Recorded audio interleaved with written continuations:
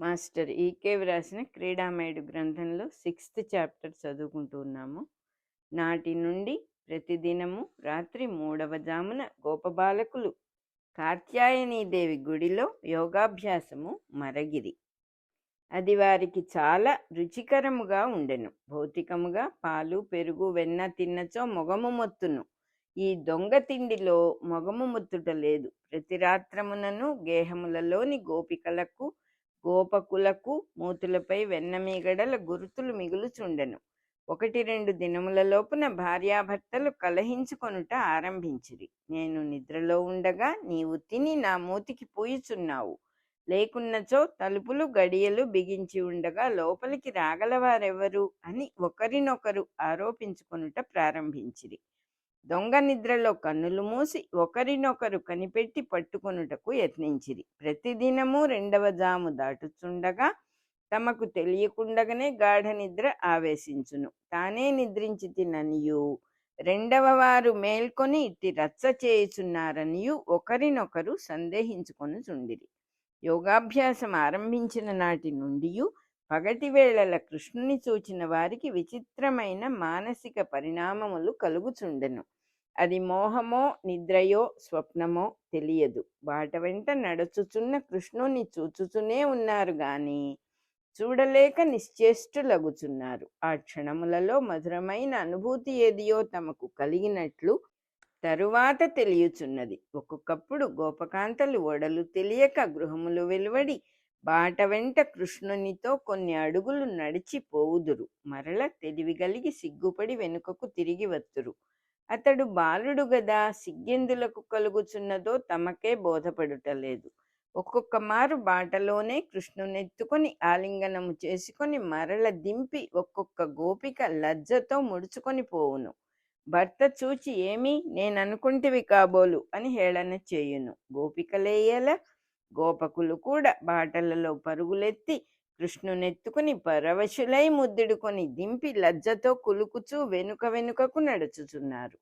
భార్యలు చూచి ఏమి ఈ మారు నేననుకొంటిరా అని ఎగతాళి చేయుచున్నారు. ఇట్టి పొరపాటెందులకు జరుగుచున్నదో ఎవరికీ బోధపడదు.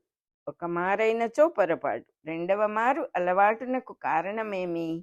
ఇది ఒక వెర్రియా, వ్యామోహమా, లేక మనస్సు చెలించుచున్నదా? ఒకరికి చెలింపవచ్చును గాని అందరికీ చెలించుట ఎట్లు? గోవులు శ్రీకృష్ణుని చూచినచో నిశ్చల దృష్టులతో శిరస్సులు ముందుకు వంచి నిలబడును. గోవత్సములు పలుమారు బాలకృష్ణునకు దగ్గరగా వచ్చి రాచుకొని పోవును. మేతకు మందలను తోలుకొని పోవుచున్నప్పుడు మింట ఎగురుచున్న పిట్టలు గమనము తగ్గించి వాలుగా బాలకృష్ణుని భుజముల మీద నుండి ఎగిరిపోవుచుండును. ఒకనాటి సాయం సమయమున గోపాంగనలు చెరువునకేగి స్నానములు చేసి బిందెములతో నీరమును ముంచుకొనుచుండిరి. ఒక గోపకాంత చెరువున మునిగి లేచి ఉలిక్కి పడి కేకలు పెట్టెను. మిగిలిన వారు ఆమె చుట్టూను చేరి ఏమి అని అడుగగా మునిగినప్పుడు తనను ఎవరో గట్టిగా పట్టుకొనిరని వేగ నిశ్వాసములతో దిక్కులు చూచెను. ఇంకొకతే ఏమే మృణాళిని, ఒడలు క్రొవ్వెక్కినదా అనుచునే అమ్మయ్యో అని కేకపెట్టి వెనుదిరిగి చూచెను. ఇంకొకత ఎవరే అని నవ్వెను. ఎవరో వెనుక నుండి నన్ను కౌగిలించుకొన్నట్లయ్యను అని వెనుకకు చూచుచూ గిరగిర తిరిగెను. నాకు క్రొవ్వెక్కినచో నీకు దయ్యము పట్టినది అని మృణాళిని విరుగబడి నవ్వెను. అందరును చెరువు మెట్లపై కూర్చుండి నలుదిక్కులు పరికించి పాణితల కపోలలై విస్తుపోయిరి. ఈ నడుమ తరచుగా ఇట్టి అలికిడి సోకుచున్నది. బాలకృష్ణుని స్పర్శ అడుగడుగున నా దేహమునందు పలు తావులకు సోకుచున్నట్లగును అని మరి ఒకతే. నాకును అదే విధముగా జరుగుచున్నది అని ఒకరితో ఒకరు అంగీకరించిరి. నిన్న రాత్రి నాకొక కల. బాలకృష్ణుడు నా వక్షమున చిందులు త్రొక్కుచున్నాడు. కొంత తడవునకు మెలకువ వచ్చినది. మేన గగుర్పాటు కనిపించినది. ఈ బాలకృష్ణుడేమైనా ఇంద్రజాలము నేర్చెనా? ఆడ మగ భేదము లేకుండా అందరికీ ఇట్టి అనుభవములు కలుగుచున్నవి. ఈ నడుమ అతడు మిగిలిన బాలకులతో కలిసి యోగాభ్యాసం ఆరంభించెను. దాని కడుపు చల్లగా ఎల్లరకు మేనులు వెర్రియెత్తుచుండెను. ఏమి యోగమో ఏమి లోకమో, యోగాభ్యాసమున ఆడువారి స్మరణ కూడా ఉండరాదందురు. ఇది ఏదో మాయయోగము వలె ఉన్నది అని పద్మిని పలికెను. హైమవతి, యోగమాయయో మాయరోగమో. ఈ స్పర్శ సుఖముగానే ఉన్నది గాని ఈ సుఖము భరింపరానిదిగా ఉన్నది. వీనికెందులకో మనతో చెలగాటము. తన యోగము సంగతి తాను చూచుకొన్నచో సరిపోవును గదా. కుమారి, ఇది ఇట్లే సాగనిచ్చినచో కాపురములు నిలుచున్నట్లు లేవు. ఎవరి పెనిమిటి వారికుండగా ఈ స్పర్శలేమిటి? చెప్పుకొనుటకు కూడా వీలు లేదాయే. పద్మిని, చెప్పుకొన్నచో నమ్ముదురా? వాడేమో 4 ఏండ్ల బాలుడు, మనకే పిచ్చెత్తెనందురు. ఉన్మాద వైద్యములు ఆరంభింతురు, లేదా మదమని 4 తగిలింతురు. ఈ వింతలను మన నడుమనే మరిచిపోవుట మంచిది. లేనిపోని సందేహములు కలిగినచో త్రిప్పలు తప్పవు.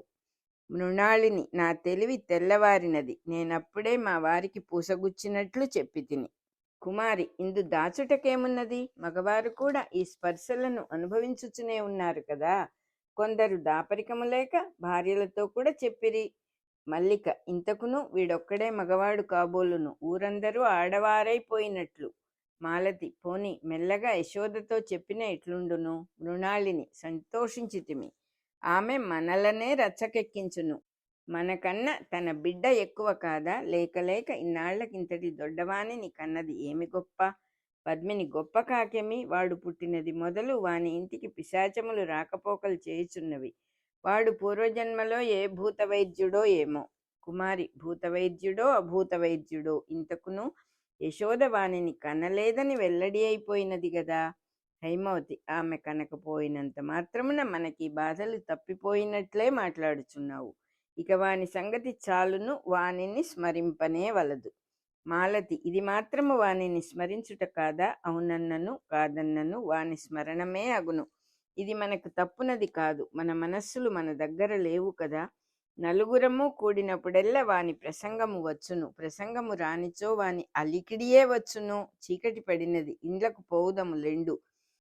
అందరునూ లేచి నీళ్ల బిందెలను చంకలకెత్తుకొనుచుండగా అమ్మయ్యో కృష్ణుడు అని పద్మిని బిందె జారవిడిచెను. కృష్ణుడు గోపబాలకులతో కలిసి గోవులను ఇండ్లకు తోలుకొని ఇండ్లకు వచ్చుచుండెను. బిందె చప్పుడు విని అతడొక మారు చెరువు వైపునకు తొంగి చూచెను. గోపకాంతలు బెదరి వెనుకకు తిరిగి నిలబడిరి. అందరకును వీపులపై బాహుమూలములపై ఎవరో గిలిగింతలు పెట్టినట్లయ్యను. భుజముల మీద నుండి కంఠములకు చేతులు బిగిచ్చి వెనుకకు లాగుచున్నట్లుండెను. ఒడలు తెలియని స్థితిలో బిందెలు చంకలకెత్తుకొని కృష్ణుని చూచుకొనుచు వారు మెల్లగా మెట్లెక్కిరి. క్రీడామయుడు గ్రంథంలో 6th చాప్టర్ అయిపోయింది.